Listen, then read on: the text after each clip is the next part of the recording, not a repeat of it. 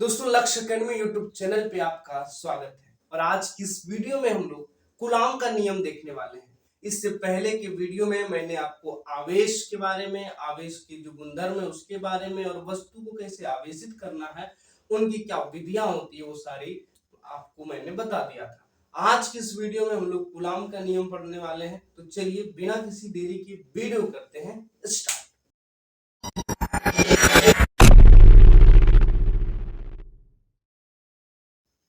चलिए, तो आज हम लोग जो है कूलाम का नियम पढ़ने वाले हैं। तो कूलाम का नियम जो है कौन दिया था? कूलाम का नियम दिया था कूलाम। इसका नाम क्या था? इसका नाम था सीए कूलाम। क्या नाम था? CA coulomb.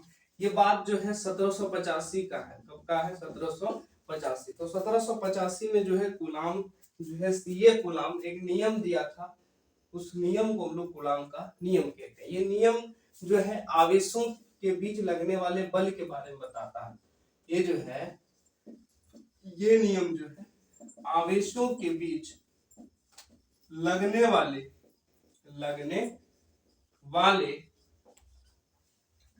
आकर्षण तथा प्रतिकर्षण बल के बारे में बताता है। किसके बारे में? आकर्षण तथा प्रतिकर्षण बल के बारे में बताता, बल को बताता। ठीक, यानी कि कूलाम का नियम दो आवेशों के बीच लगने वाले बल के बारे में बताता है। वो बल कैसा होता है? आकर्षण का होता है या फिर बोले तो प्रतिकर्षण का। दो तरह का बल होता है आवेशों के बीच में जो लगता है, या तो आकर्षण का बल लगेगा या तो प्रतिकर्षण का। ठीक, चलो बहुत अच्छी बात है। इनका कहना क्या था कि जब दो आवेश हो, जैसे मान के चलो एक Q1 है, दूसरा Q2, एक दूसरे से r डिस्टेंस पर हो, लेकिन ये डिस्टेंस कहां से हो? Centre to centre. ठीक, इसके केंद्र से और इसके केंद्र से, दोनों के केंद्र के बीच की दूरी, केंद्र से इन दोनों के बीच की दूरी कितनी है? r है। तो जब ऐसा सिस्टम हो, जब दो आवेश एक दूसरे से r डिस्टेंस पे रखा हो, तो क्या होता है? ये दोनों जो है एक दूसरे पे फोर्स लगाता है। ठीक, क्या लगाता है? फोर्स लगाता है। और वो जो फोर्स है उन दोनों आवेशों को मिलाने वाली रेखा के अनुदिश लगता है। वो कौन सी रेखा? केंद्र से मिलाने वाली रेखा के अनुदिश। तो ये केंद्र तो ये है, केंद्र से मिलाने वाली रेखा तो ये है, तो इसके अलाउंग जो है इस तरफ फोर्स लगेगा और इस तरफ। अच्छा, इधर इधर कैसे लगा? मान लो कि ये जो है सेम नेचर का चार्ज है, दोनों प्लस प्लस आवेश, यानी ये भी प्लस Q1 है, ये भी प्लस Q2, यानी कि ये भी धनावेशित है, ये भी धनावेशित। धनावेश ना, दोनों सेम नेचर का चार्ज है, तो समान प्रकृति के आवेश में क्या होता है? प्रतिकर्षण का बल। ये उसको उस तरफ धकेलना चाहेगा, ये इसको इस तरफ जो है भेजना चाहेगा। ठीक, तो ये जो फोर्स लग रहा है, इधर एक फोर्स लगेगा और ये इस पे एक फोर्स लगा है। तो कूलाम क्या कहता है कि ये जो फोर्स F है वो इन दोनों आवेशों के परिमाणों के गुणनफल के समानुपाती। पहला। दूसरा क्या? दूसरा ये कि इन दोनों के बीच की जो दूरी है r, इसके वर्ग के व्युत्क्रमानुपाती होता है। ठीक, कूलाम का नियम क्या कहता है कि दोनों आवेशों के परिमाणों के गुणनफल के समानुपाती तथा उन दोनों के बीच की दूरी के वर्ग के व्युत्क्रमानुपाती होता है। क्या? फोर्स। इसको हम इक्वेशन 1 मान ले, इसको इक्वेशन 2 मान ले। जब इन दोनों इक्वेशन को अच्छे से सॉल्व करेंगे तो समीकरण 1 और 2 से क्या मिल जाएगा? इससे क्या मिल जाएगा? F समानुपाती Q1 Q2 बट्टा में क्या? R square. ये हो जाएगा हमारा फॉर्मूला। लेकिन हम लोग जो है समानुपाती में कोई चीज पढ़े नहीं है, बराबरी में पढ़े थे। इसको जो चेंज करेंगे तो समानुपाती का साइन हटाएंगे और बराबर का साइन लगाएंगे तो एक कांस्टेंट लगेगा। ठीक, तो क्या लगेगा? एक यहाँ पे नियतांक लगेगा। तो यहाँ पे नियतांक लगेगा के और बाकी सब जो है वैसे ही उतार दो, Q1 Q2 अपॉन में R स्क्वायर। तो ये है final formula, F is equal to K Q1 Q2 upon में R स्क्वायर। K यहाँ क्या है? K यहाँ पे नियतांक है। K क्या है? नियतांक, समानुपाती नियतांक बोलते हैं। ठीक, इसका जो वैल्यू होता है K इज इक्वल टू होता है 1/4 पाई एप्सिलॉन नॉट। कितना होता है? 1/4 पाई एप्सिलॉन नॉट। या फिर एक और वैल्यू होता है इसका 9 into 10 to the power 9 newton metre square upon में coulomb square. 9 into 10 to the power 9 newton metre square upon में कूलम स्क्वायर। ये जो के है ये माध्यम पर निर्भर करता है। किस पे निर्भर करता है? माध्यम पर। ठीक, माध्यम पर निर्भर करता है, यानी कि आवेशों के बीच में कौन सा माध्यम है उस पे डिपेंड करता है के। ठीक, अगर यहाँ पे के का वैल्यू चेंज कर देंगे तो ऑटोमेटिक एफ का वैल्यू चेंज हो जाएगा। इसका मतलब अगर हम के को बदलेंगे तो लगने वाला बल भी बदल जाएगा। के का बदलेगा? माध्यम पर डिपेंड करता है, माध्यम चेंज करने पे के बदलेगा। यानी कि जब हम किसी माध्यम से, मतलब कोई माध्यम में हम आवेश को रखें, जैसे कि निर्वात में रखें, वहां पे फोर्स अलग लगेगा। उसी आवेशों को जो है हम पानी में डुबा दे तो वहां फोर्स अलग लगेगा। यानी माध्यम चेंज करने पर जो है लगने वाले बल में परिवर्तन होता है। ठीक, चलो बहुत अच्छी बात है। यहाँ पे जो है एप्सिलॉन नॉट क्या है? एप्सिलॉन नॉट जो है, ये एप्सिलॉन नॉट क्या है? निर्वात की विद्युतशीलता। क्या है? निर्वात की विद्युतशीलता।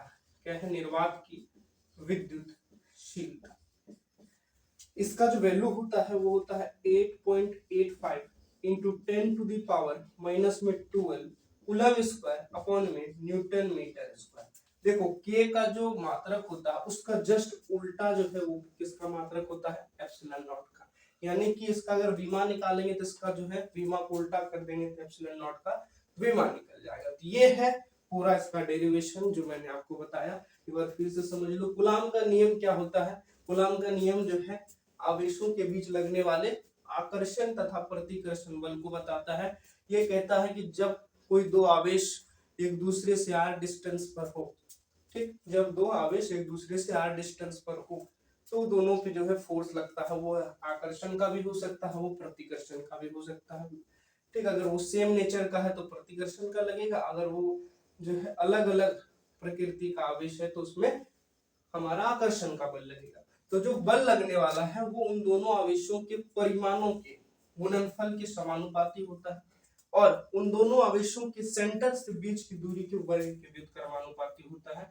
और दोनों समीकरण से हम यहाँ पे क्या पाया? F समानुपाती Q1 इंटू Q2 अपॉन में R स्क्वायर। और समानुपाती का साइन जब जब हटाएंगे तो कांस्टेंट लगता है, तो यहाँ पे जो कांस्टेंट लगेगा वो K लगेगा। तो F is equal to final formula होगा K Q1 Q2 अपॉन में R स्क्वायर। ये जो K है वो K क्या है? नियतांक है। कौन सा? समानुपाती नियतांक। K का वैल्यू होता है 1/4 पाई एप्सिलॉन नॉट। ठीक, और या तो इसका जो न्यूमेरिकल वैल्यू ये है कि 9 into 10 to the power 9 newton metre square upon में कूलम स्क्वायर। ये जो एप्सिलॉन नॉट है, एप्सिलॉन नॉट क्या होता है? निर्वात की विद्युतशीलता होता है।